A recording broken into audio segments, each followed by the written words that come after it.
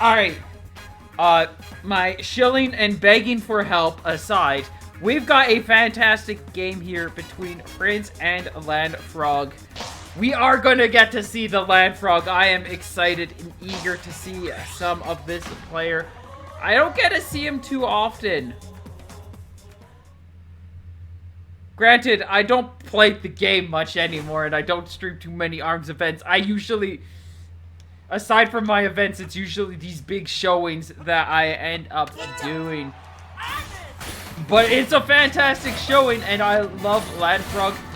Another motion control player that plays in the competitive scene. The LandFrog is very well known for his iconic, not Ubisoft iconic, but actual iconic Guardian arm that he is the most frequent user of this arm.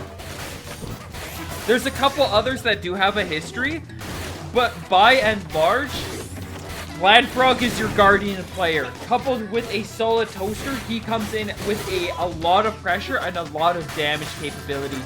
Prince coming in with a popper and roaster, tries to go for that pressure, but Ninjara is just so sneaky and fast that LandFrog is able to make his way around and get a secured punish. We are seeing that Guardian at work as it walls out 2 punches. We do get a lock-in with the toaster, 275 damage. LandFrog not able to get the Guardian restand, which is a very technical, or it's a very difficult, especially with online lag, timing-based motion to be able to secure. But he does get a lot of damage out of it. Prince is just above 250 health, while LandFrog is just a good chunk below. Can survive 1 to 2 more hits. A grab would take him out. And that's going to be it for that first game of this set. Prince setting himself up with the lead with that bit of control. I see a lot of people walk away because of my begging. I understand.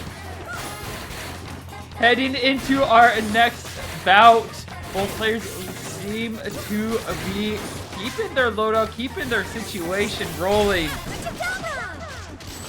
And a powerful rush from Prince is going to be able to secure him a nice lead. Trying to read a dash with that grab, but LandFrog is just stuck in that hot pocket, struggling in the corner to find room to be able to make his way out. After some careful plays and wise movements, he is going to be able to finally get some room, but at the cost of 75% of his health. And Prince with barely a scratch on him. Out comes the rush, but it's going to get canceled by a grab, and then it's going to get taken out. Prince claiming the first game confidently. With a interesting Lollipop pick, I do understand that Prince has a lot of experience, a lot of history with more than just Springtron. He used to play... He's also played Dr. Coil. I know he's got the Springtron. We've seen the Lollipop. Prince is he's got the Springman as well. He's a player of many, many classes and skills, and he really makes all of them shine and work phenomenally. Just really showing off just how good of a player he really is.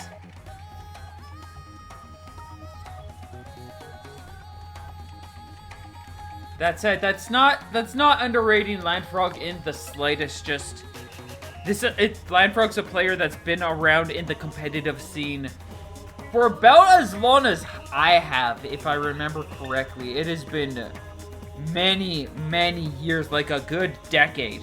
We're approaching now. Of just seeing this Ninjara with a Guardian bouncing about like a LandFrog indeed.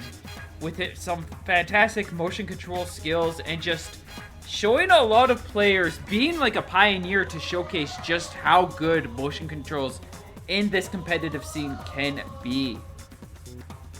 We tend to see more often than not players utilizing a pro controller of sorts rather than the Joy-Cons, but You can get results just as fine with motion controls. Both are viable, fantastic options that can work really, really well.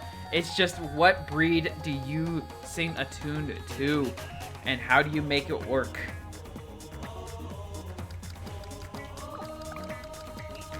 LandFrog manages to sing quite the merry tune. I personally am quite a fan of seeing his plays.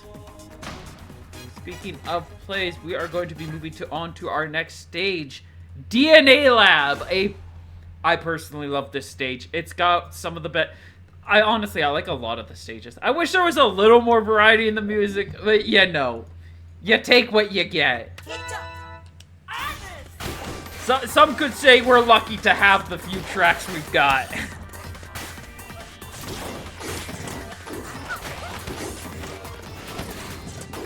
DNA Lab is a very, very interesting stage, just on the fact that, like, honestly, I feel like this is probably one of the actual most well-balanced stages. Let's just take a look at the stage for a moment and try to appreciate it. It is a much longer stage. It's much more defensive than the other ones. And alongside it, you get these 6 pillars, each one with 3 health. You get to take 3 hits on it, and then it's down. Once it's down, it's gone for the rest of the set, which means that eventually this can become a much more open-sized arena to be able to fight in. This is definitely, like, if you're looking for a strong, balanced, defensive-leaning stage, look no further than DNA Lab. Honestly, the only problem some people might have are the stairs, and that's because the stairs can lead to some awkward interactions. But that's about it. And it's not even... It only really messes with Mark more than anything. Looking at the situation on the board, we have a notable lead for Pr1nc3. A couple of the pillars, a third, a fourth tube has been taken out. Those precious babies. Those little helixes cells being generated are just gone forever, and it will be forever in the minds of these criminals. It's unfortunately not enough, but a very strong rush nonetheless. But LandFrog needed just like 1 or 2 more hits for that rush to have been able to bring things back in his lead outside of that rush. Like 2 raw hits or a grab. Unfortunately, because of that interaction, he has now lost his rush.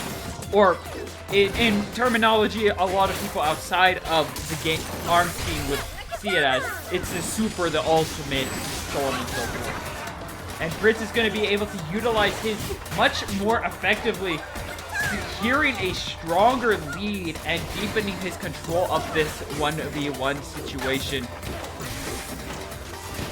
Pr1nc3 just trying to look to play things safe, play things calm. You have to play with a very collected mind when you're playing against something as defensive as the Guardian, because it's so very effective at just punishing rush. Or like overly aggressive plays, like eagerness. If you get too focused on punching it down, it might charge up and hit you. If you get too patient, the Guardian actually has one of the faster grabs in the game, so that it comes out even more quickly, and then they just punish your block by grabbing you, getting 155 damage or more, which just puts you in an even worse situation. But that defensive waiting or like that carefulness that Pr1nc3 has been displayed for us actually gave LandFrog the chance to build up another rush. Does have the lead. He just needs to get this rush to stick on LandFrog, but LandFrog has other plans. A well-timed, well-aimed Hydra will be able to take him out. And that brings the score to 1 apiece, looking for one more win to claim a point for LandFrog, for Pr1nc3 to be able to secure a 2-1, or 2-0 lead to deepen his contention of this match. A strong rush will give him a little bit of room and control to just kind of keep at this pace and keep LandFrog in this corner. But LandFrog is not a stranger to corners, and he is going to be able to weasel his way out into 2 roasters. That is 280 damage. It's nearly a third of his health just taken away from 2 charged hits. And Pr1nc has yet to take any genuine damage. I think he might have eaten like one chip hit. Finally loses some actual health from a grab. But Pr1nc with a sizable lead here. Just needs to avoid getting grabbed to death. But he is definitely seeing a little bit of fear here. As another Hydra just kind of burns away at the health meter. And what looked like a massive control for him has immediately been taken away. 195 damage. LandFrog in the lead, trying to bait something out. He barely whips the evade. And Pr1nc is going to be able to secure 200 damage because of that.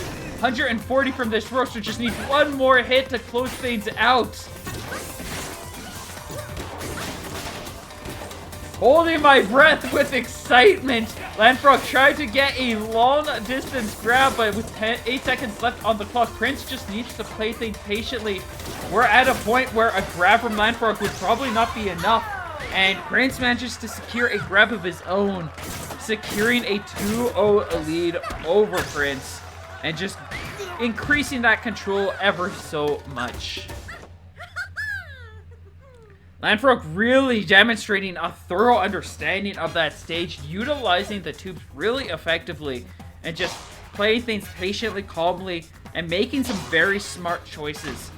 But unfortunately for him, once it opened up a little too much, Pr1nc just had that little... I mean, across the board, Pr1nc just kind of had that control, had that wisdom to know what to do in the right situations, and just made things work for him the way he wanted. We'll have to see if he is able to do that once again as we head into our second bout in DNA Lab.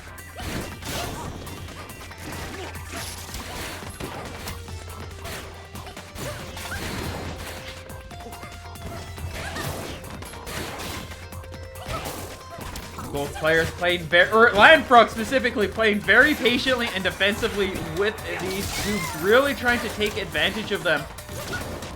Especially while they're still up, with just because of how good it is. When you're normally when you're cornered, but like you look at the situation and you can see he's not really that cornered because Pr1nc has to make a call left or right to be able to punish LandFrog's attempt to escape, and that's not necessarily too easy when the tube is in the way to block him out. Unfortunately, he was not able to hold out long enough for LandFrog to capitalize there. But it did do a little bit of stalling, prevented LandFrog from taking too much additional damage. Noting that Pr1nc actually has made a change to the Funchuck here as well. Might be just to contend with these tubes a little bit more. It's been working out alright, but I think this might be the opportunity with the Guardian gone. LandFrog able to apply a lot more pressure, a lot more effectively. We know we love our trademarks. We love our like unique identities and stuff, but it's definitely the wiser call for him to just go for something a little more aggressive. Just the Guardian's a very difficult arm to use well, and on top of that, there's a lot of situations where it is not good. And we might be in one of those environments right now, and we might be seeing a change of tune because of the fact that that Guardian has been put away. Pr1nc managing to secure a nice 295 damage rush, bringing himself back into the lead. But LandFrog is far from out. We've got a good minute of this round to go still. LandFrog's about ready with the rush. If he uses it right away, there's a strong chance that he'll be able to pull out a second before this round is over. Out comes the rush. That is just going to be shield chip damage. Pr1nc will gain a healthy dose of rush. Manages to stop the roaster by getting a para grab and setting Pr1nc at critical health. We do have a rush ready on Pr1nce's side, but he's got to be able to get close enough and secure the follow-up. If he does, it should be enough to take LandFrog out. Gets the final hit, and that is going to even out the score. He almost whipped it because he went for the wrong finishing touch. A huge actually moment there that if LandFrog just had like 20 more health, the roaster would have actually still taken him out, but the Funchuck was just that little bit shorter. But fortunately, he had enough damage already in field that he was able to secure that and sensing a little bit of anxiety about this matchup right now as the Fun Chuck is put away and going in for the bread and butter of double roasters.